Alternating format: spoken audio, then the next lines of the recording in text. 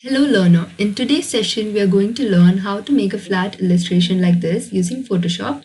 In this session we'll cover color, composition and a few other useful tools that will help you achieve a result like this. So let's get started.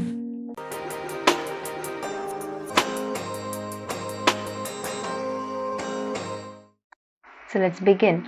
So first thing we're going to talk about here is the color palette. So the moment you look at something, you want to decide first thing how you want the person to feel. When you look at cool colors, it gives you sort of a subtle sort of a feeling, but in contrast, if you're going to look at some color like this, it's going to give you the feeling of a bit of warmth. That's why this is warm colors and this is cool colors. So you get to decide what sort of a tone you want to set for your landscape or whatever sort of design you're doing. Like we always talk about it, first thing before we moving on to any sort of graphical illustration is the color palette. It's totally going to change the entire outlook of your presentation, be it just vector art or if you're going to do a digital painting. All the more, the first thing you need to decide is your color palette. So here we're going to be using these shades of blue.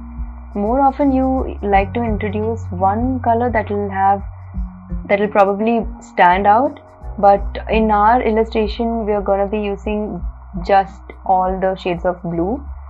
Let's see how to go about it. We're going to be using our lasso tool to make the landscape. Another tool here, the tip here is when you're using pen tool, it gets really difficult to make these sort of curves, but then once you realize that you actually don't really need the precision, because when you're doing a mountain range, it's totally fine to not have those fine edges, etc. So in those cases you can use your lasso tool and it's of great use.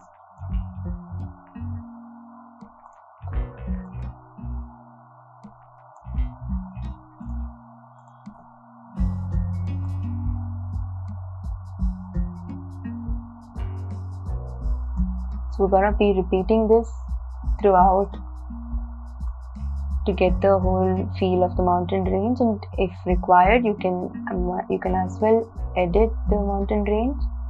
Just erase the part that you feel are not necessary. Okay, something like this. This can be as random as you want, but if you notice here, the one key thing that I would say is important is the variation of the color, the gradient that you're using here. Let me just explain what that means. We're starting from the darkest color and moving on towards the lighter color. Towards the end, it will be more clear as to why that is very essential. So the farther it goes, basically the atmosphere comes into the picture here, because the farther you go, there's more fog, there's more atmospheric air present there. So that way, everything that is at a distance will essentially be lighter. So everything that is closer to you will be a bit darker. So when you follow that gradient, you can already start seeing how the strict difference between this hill on this mountain range, and like you can see how this is really far. It all falls into place. The last thing we're going to do here is the background. You can use the point here, you'll have to go from top to bottom, because the higher you go, the sky color is gonna be more blue. At this range, at this center of our frame where there is a horizon, it's always gonna be a little lighter. So you might want to take care of that, because just in case you do it the other way around, it still doesn't give you that proper effect that you're looking for. So you need to do something like this. Yes.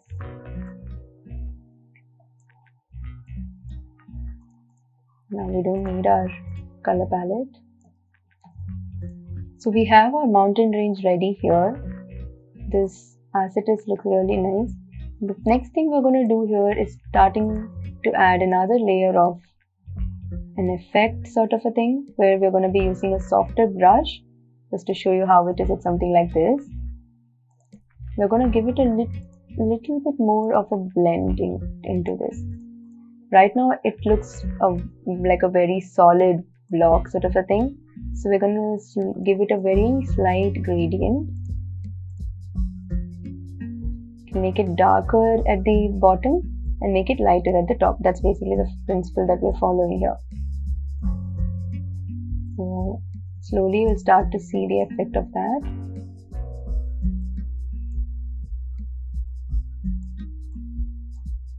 You can try this 2 or 3 times to actually start to get what this actually means. You might not really know where to start from, where to end this curve, where should it be a little lighter, or where should it be darker, but slowly when you start composing things, you can keep changing it and trying to play around with the colors. This we are doing essentially to just get a feel of fogginess. It's sort of misty. So you can see here when I'm putting gradient on top, I'm going to be using the lighter color. When I'm doing it at the bottom, I'm going to go back to the previous hill.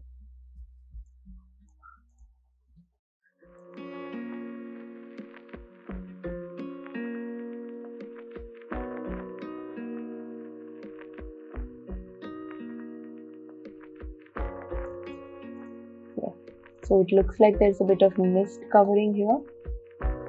So the next thing we're going to do is add trees. Here, this gives a very rough sort of a texture, but we're going for a more like a forest effect. So we're going to have trees.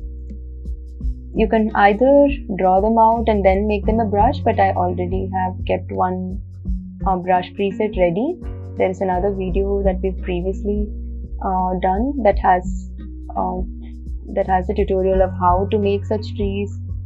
You can take a look at it. We'll add the link in the description. Here, to get the trees, I'm going to be using the same opacity as the tree, as the mountain range, because it's got to blend in.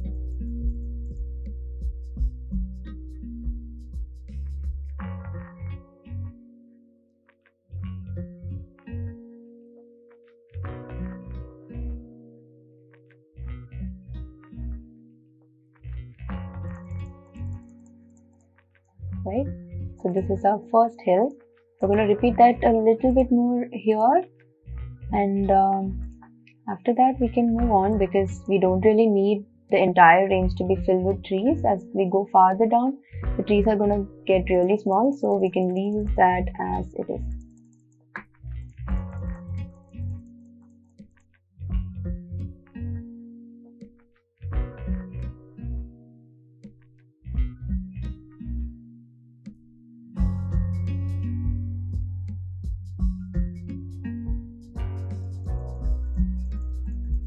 Yeah, this would do. I think a little bit more over here would be pretty nice. If you want, you can use different kinds of trees. You can probably have 1 or 2 big trees shooting up here. Maybe something like this, just for an example, I'm going to show you.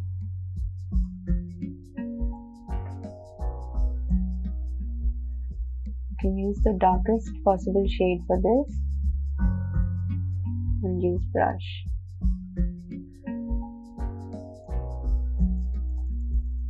You can do something like this as well. It's gonna give the effect that you're standing at a point and you're looking at this beautiful hills. You can pick out a lesser, this was a little too intense of a tree, but you can pick out something lesser intense as such. You can try something like this.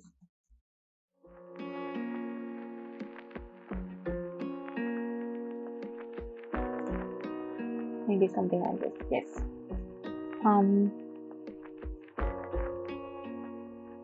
For the final touches, we are going to be adding a sun or a moon, because it's almost night time.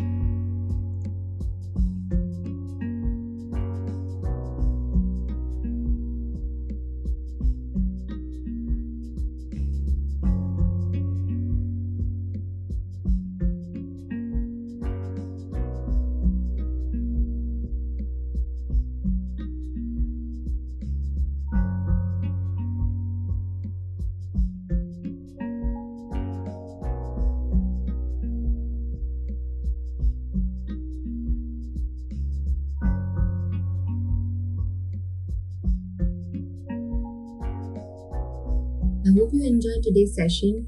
To learn more, please do subscribe to our channel and leave a comment on what you would like to see next. Thank you. And with Lomos, let us grow together.